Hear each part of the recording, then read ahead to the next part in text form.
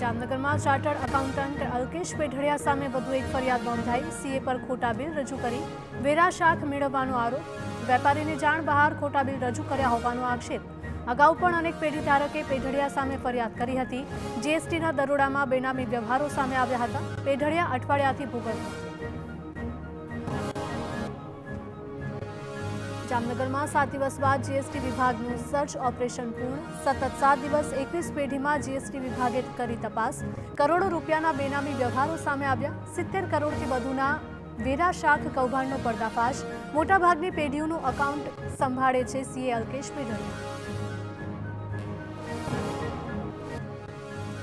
સુરતમાં ફટાકડાનું ગેરકાયદેસર ગોડાઉન ઝડપાયું। માંગરોળના પીપોદર ગામે ફટાકડાનો ગેરકાયદે સંગ્રહ કરાયો હતો।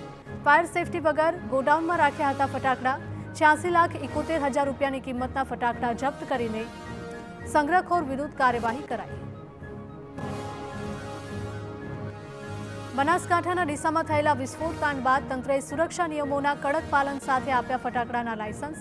ફાયર સેફટી સહિતના નિયમોના ચુસ્ત અમલની શરતે પાલનપુરના 11 ફટાકડા વેપારીઓને હંગામી પરવાના અપાયા। પોલીસ અને નગરપાલિકાએ વેરિફિકેશન કર્યા બાદ આપ્યા લાયસન્સ। વેપારીઓએ સલામતીના તમામ નિયમોનું પાલન કરવું ફરજિયાત રહેશે। કોઈપણ રીતે નિયમોનું ઉલ્લંઘન કરનારા સામે કડક પગલાં લેવામાં આવશે। સરકારની સૂચના મુજબ વેપારીઓએ તમામ સુરક્ષા વ્યવસ્થાઓ કરી। વેપારીઓએ સજાગ બની ગ્રાહકોની સલામતીનું રાખ્યું છે ધ્યાન। સુરેન્દ્રનગરમાં ખનીજ માફિયા અને પ્રાંત અધિકારીની ટીમ વચ્ચે થયું ઘર્ષણ। ખનીજ માફિયા જપ્ત કરાયેલા વાહનો છોડાવી ગયા।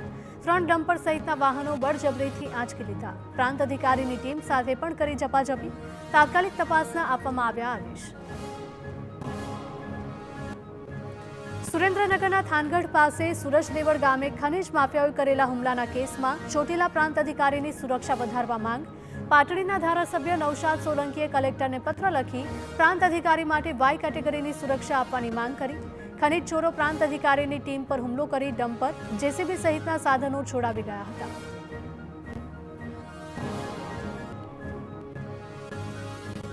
સ્વદેશી ભારત માટે રાજ્ય સરકારની વધુ એક પહેલ। સ્વદેશી પ્લેટફોર્મ ઝોહોનો ઉપયોગ કરવા નિર્દેશ કરાયો। રાજ્યના વિજ્ઞાન અને ટેકનોલોજી વિભાગે જાહેર કર્યો છે પરિપત્ર। સરકારના તમામ વિભાગ, બોર્ડ, નિગમ તથા જાહેર સાહસોને નિર્દેશ અપાયો।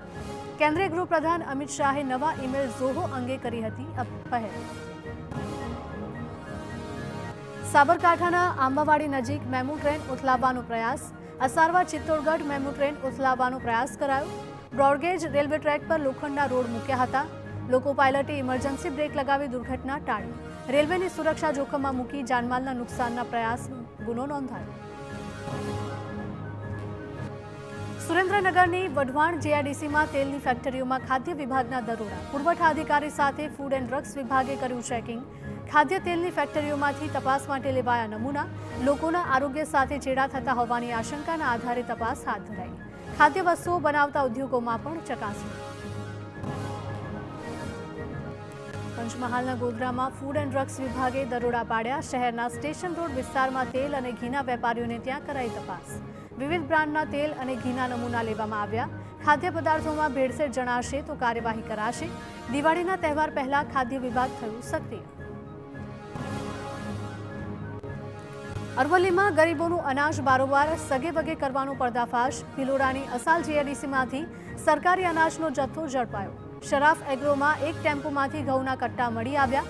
સરકારી ઘઉંના 96 કટ્ટા પર પંજાબ સરકારનું લખાણ છાપેલું પણ જોવા મળ્યું।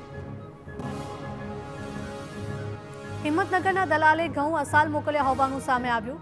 પંજાબથી ઘઉં સગે વગે કરી ગુજરાત લાવતા હોવાની આશંકાઓ। ઘઉં ક્યાંથી અને કેવી રીતે પહોંચ્યા તે અંગે વધુ તપાસ શરૂ। હિંમતનગરના દલાલને ત્યાં પણ તપાસ હાથ ધરાશે। દિવાળીને અનુલક્ષીને વડોદરા પોલીસનો એક્શન પ્લાન તૈયાર। પોલીસે વેપારીઓ સાથે બેઠક કરી। દિવાળી સહિતના તહેવારો પર વિશેષ સુરક્ષા ગોઠવાશે। અસામાજિક તત્વો પર રખાશે ચાંપતી નજર। ઘરફોડ ચોરી અને અસામાજિક પ્રવૃત્તિ અટકાવવા બનાવાઈ છે યોજના। તહેવારો પર પોલીસ કરશે સઘન પેટ્રોલિંગ। અમદાવાદની 7th ડે સ્કૂલમાં વિદ્યાર્થીની હત્યાના 50 દિવસ બાદ તમામ વર્ગો શરૂ થયા। 3 ઓક્ટોબરથી હાઈકોર્ટના નિર્દેશ અનુસાર ધોરણ 10 થી 12નો અભ્યાસ શરૂ કરવામાં આવ્યો. હવે ધોરણ 1 થી 5ના વર્ગો પણ શરૂ થયા. જિલ્લા શિક્ષણાધિકારીના નિરીક્ષણની સમીક્ષા બાદ તબક્કાવાર વર્ગો શરૂ કરવામાં આવ્યા.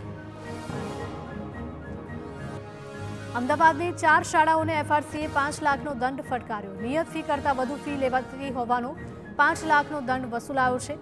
વેદાંત ઇન્ટરનેશનલ સ્કૂલ, જેમ્સ જેનેસિસને દંડ કરાયો છે. શિવાશિષને, તુલિપ ઇન્ટરનેશનલ સ્કૂલ અને આ તમામ સ્કૂલોને પણ દંડ. વેદાંત ઇન્ટરનેશનલ સ્કૂલે દરખાસ્ત કરેલી ફી વસૂલી લીધી. એફઆરસીએ ફી વધારો મંજૂર ન કર્યો હોવા છતાં ફી વસૂલી. જેમ્સ જેનેસિસ, શિવાશિષે પ્રી પ્રાઇમરી ફી મંજૂર કરાવી નહીં. તુલિપ સ્કૂલે પણ પ્રી પ્રાઇમરી ફી મંજૂર નહીં કરાવી. 5 લાખનો દંડ કરવા સાથે વાલીઓને ફી સરભર કરી આપવાના આદેશ. આણંદના ખંભાતમાં વહેલી સવારથી ડિમોલેશનની કામગીરી શરૂ. ખંભાત નગરપાલિકાએ ગેરકાયદે બાંધકામો દૂર કર્યા. આંબેડકર સ્ટેચ્યુ પાસેના દબાણો હટાવવામાં આવ્યા. ખંભાત શહેર પોલીસના ચુસ્ત બંદોબસ્ત વચ્ચે કરાઈ કાર્યવાહી. ભાવનગર મહાનગરપાલિકા દ્વારા મેગા ડિમોલેશન કરવામાં આવ્યું. સરિતા સોસાયટીના કોમન પ્લોટ પર ગેરકાયદે બાંધકામ તોડાયું. કોમન પ્લોટ પર ગેરકાયદે બનાવેલું શોપિંગ સેન્ટર દૂર કરાયું. વર્ષોથી બંધ રહેલા શોપિંગ સેન્ટરની 31 જેટલી દુકાનો તોડાઈ. અગાઉ મનપાએ નોટિસ આપી દબાણ હટાવવા કર્યો હતો હુકમ. નોટિસ સામે મનાઈ હુકમ લાવવા કોર્ટમાં ગયા હતા દબાણ કરતા.